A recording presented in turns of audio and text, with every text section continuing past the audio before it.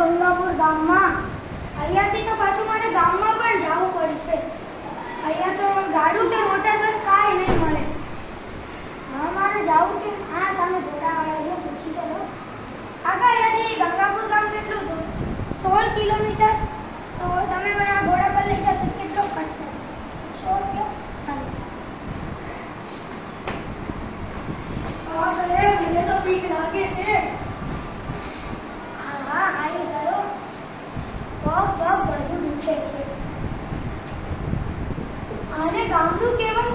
મેં અરજીમાં ગામડું એમ લખ્યું હતું, પણ આને ગામ કેવું કે આંદામાનથી કાળા પાણી સજા થઈ હોય તેવું. સરકારે તો મને આટલી નાની ઓડી આપી. આટલી નાની ઓડીમાં મારે દવાખાનું તે બધું ચાલુ કઈ રીતે કરવું? મારે અહીંયા કોઈને પૂછવું પડશે ઘર કેવું છે ખાલી હોય. કાકા, અહીંયા કોઈનું ઘર ખાલી છે? દેખાશે તું? તે ક્યાં રહે? સામે નથી કરતું. દાદા, તમારું નામ વિકાસ છે? હા, તો તમે અહીંયા રહેવા માટે એક મેળો ખાલી કરી આપશો? સામે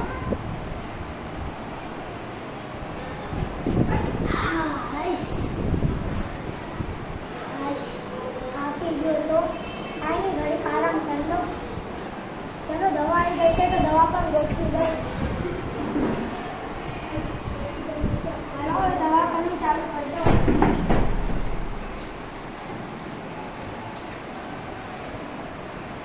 મારા એકલાથી તો આટલું મોટું દવાખાનું નહીં સંભાળે. મારે સરકારને અરજી લખવી પડશે. તો મને કમ્પાઉન્ડર જોતો છે.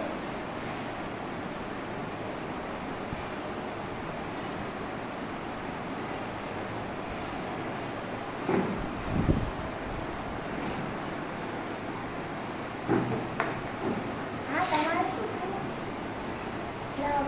અરજી આવી ગઈ. અહીંયા તો કોઈ આવવા તૈયાર નથી સાચું. મારે તો કોઈ ગામમાંથી જ નિર્ણય કરવો પડશે. રાત્રે વિકાસ શેઠને પૂછી જોઈશ.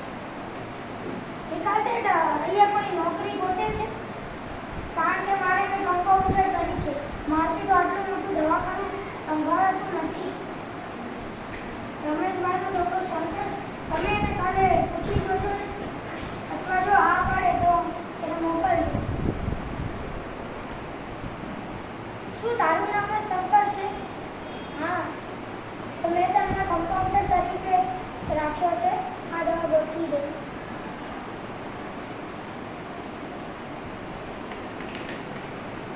હા, ચોમાસું આવી ગયું.